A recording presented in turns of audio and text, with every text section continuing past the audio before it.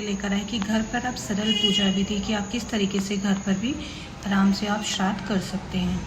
तो जो तैयारी के लिए आपको सामान लेना है, आपको श्राद्ध तिथि के दिन सुबह स्नान करके साफ वस्त्र पहनने हैं। साथ ही घर में एक शांत और स्वच्छ जगह चुने। आमतौर पे ये आपका पूजा स्थान या आपका रसोई घर हो सकता है। साथ ही पुरुष और स्त्री सभी को हल्के रंग के वस्त्र पहने। पुरुष अपने सफ़ेद रंग के वस्त्र पहन सकते हैं और स्त्रियाँ भी सादे रंग के वस्त्र पहन सकती हैं। कुछ सामग्री है जो आपको उस समय आपको इकट्ठा करना है, तो उसको आप नोट कर सकते हैं। जैसे कि आपको तर्पण हेतु आपको काले तिल लेने हैं और तर्पण हेतु आपको तांबे का लोटा ले सकते हैं जिसमें आपको जल रखना है। साथ ही पवित्रता हेतु आपको यदि कुछ अवेलेबल होता है तो वो आपको रखना है। और पिंडदान हेतु आपको चावल आपको रखने हैं। साथ ही पिंडदान हेतु आपको दूध, दही, घी आपको ये सब रखना है। और तर्पण और अर्पणा हेतु आपको तांबे का पात्र, पिंडदान रखने के लिए आपको पत्तल या दोना। साथ ही पितरों के बाद यादों में आपको एक जो भी आपके पितर हैं उनका फ़ोटो इत्यादि अगर आपके पास है। और पूजा हेतु फल, फूल, दीपक आपको ये सारी चीज़ें एकत्रित करनी है। साथ ही पूजा की जो सरल विधि है वो हम आपको बता रहे हैं, ध्यान से ज़रूर सुनिएगा। आपको शुद्धिकरण के लिए पहले अपने हाथ पैर धोना है और साथ ही आसन पर बैठकर शांत मन से संकल्प लें। आपको अपने जो भी पितर हैं उनका ध्यान कीजिए। आपको बोलना है, मैं अपने पितरों की आत्मा की शांति और तृप्ति के लिए श्राद्ध कर रहा हूँ। इसके बाद आपको जो तर्पण करना है, तांबे के लोटे में जल, तिल और कुशा डालें।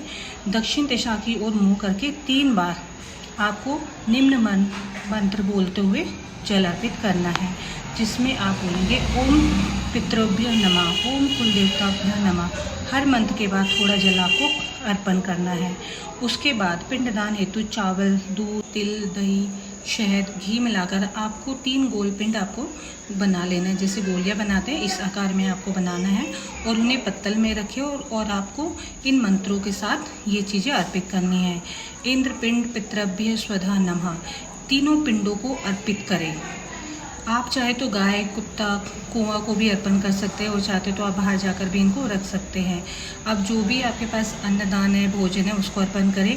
घर पर बनाए गए सात्विक भोजन से एक थाली बनाएं, जैसे खिचड़ी, पूरी, सब्जी, दाल, जो भी भोजन आपने अपने पितरों के लिए बनाया है उसे पितरों के नाम पर दक्षिण दिशा की ओर रखकर कहें, ओम पितरोभ्य अन्न अर्पयामि नमः। फिर बाद में यह अन्न गाय, कुत्ता, कौवा आदि किसी को भी आप अर्पण कर सकते हैं।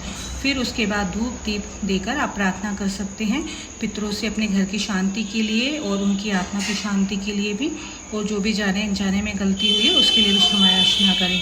उसके बाद आपको दीप जलाकर हाथ जोड़कर आपको अपने पितरों का ध्यान करना है। हे पितृगण, यदि मुझसे कोई भी त्रुटि हो गई हो तो क्षमा करें और मेरी श्रद्धा को स्वीकार करें। आपकी आत्मा को शांति प्राप्त हो। तो इस तरीके से आपको ये प्रार्थना करनी है। उसके बाद आपको घर में किसी भी ब्राह्मण को आप भोज करा सकते हैं, जो कि बहुत ही ज़्यादा सर्वोत्तम है। नहीं तो आप किसी गाय, भिखारी या पक्षी या फिर जानवर हेतु को भी आप भोजन करा सकते हैं। या कोई भी आपके यहाँ पे आसपास आपको ऐसा दिखता है कि जिसको भोजन की बहुत ज़्यादा ज़रूरत है, तो आप उसकी भी मदद कर सकते हैं। और उसी के साथ आपको ओम नमः शिवाय, ओम नारायण नमः या गायत्री मंत्र का आपको जाप करना है। तो ये जो जाप है आप 51 या 100 बार जितना आप कर सकते हैं उतना आपको करना है।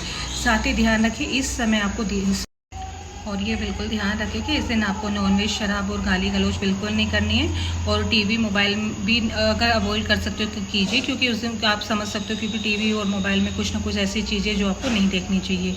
और सादा भोजन करें और सात्विक रखें। और जिस भी दिन, तिथि के दिन जो भी है, सच्चे मन से की गई जो भी प्रार्थना होती है वो पितरों तक ज़रूर पहुँचती है।